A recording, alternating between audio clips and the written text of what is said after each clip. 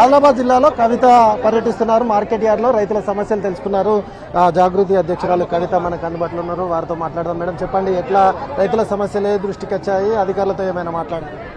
ఇక్కడ కాటన్ మార్కెట్కి వచ్చినామండి. ఆదిలాబాద్ లో పెద్ద మార్కెట్ కాటన్ మార్కెట్.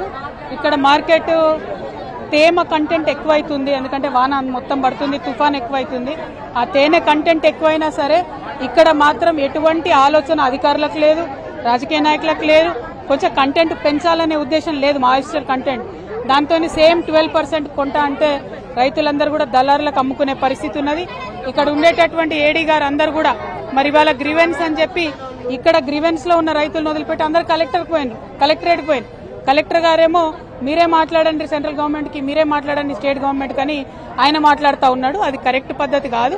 డెఫినెట్ గా తుమ్మల నాగేశ్వరరావు గారు, చీఫ్ మినిస్టర్ గారు కేంద్రంతో తక్షణమే మాట్లాడాలి. యావత్ తెలంగాణలో పత్తి రైతులు ఇబ్బందులలో ఉన్నారు.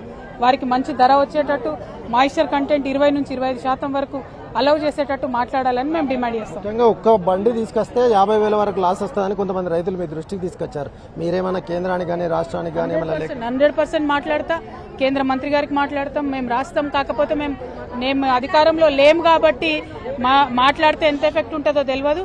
ఇమీడియట్ గా ముఖ్యమంత్రి గారు మాట్లాడితే 1 minute రిజల్ట్ వస్తుంది. ఎందుకంటే తుఫాన్ వచ్చిన ముచ్చట దేశం అందరికీ తెలుసు. ఆ విషయంలో ఒక ముందడుగేసి వారు తీసుకోవాలి. ఆంధ్రాలో పంట నష్టం వస్తే, రైతులు నష్టపోతే ఆంధ్ర ముఖ్యమంత్రి గారు తిరుగుతున్నారు, రైతుల దగ్గర పోతున్నారు. మరి మన ముఖ్యమంత్రి గారేమో రైతుల దగ్గర రాకుండా ఆయన జూబ్లీహిల్స్ లో తిరుగుతాడు. కాబట్టి అట్లా కాకుండా దయచేసి రైతుల దగ్గర రండి. ఒకవేళ మీకు వచ్చే తీరిక లేకపోతే కనీసం కేంద్రంతో మాట్లాడి 20 to 25% మాయిశ్చర్ కంటెంట్ అలౌ చేసేటట్టు చేయాలని ముఖ్యమంత్రి గారిని డిమాండ్ చేస్తున్నారు. క్షేత్రస్థాయిలో అందరూ ఎమ్మెల్యేలు, మంత్రులు తిరుగుతున్నారు. ఎవరికి ఎలాంటి ఇబ్బందులు లేవు, కొనుగోలు ప్రారంభించామని ఇటు బీజేపీ వాళ్ళు అంటున్నారు, కాంగ్రెస్ వాళ్ళు అంటున్నారు. ఏడ తిరుగుతురన్న మనమే రైతుల దగ్గర ఉన్నాం.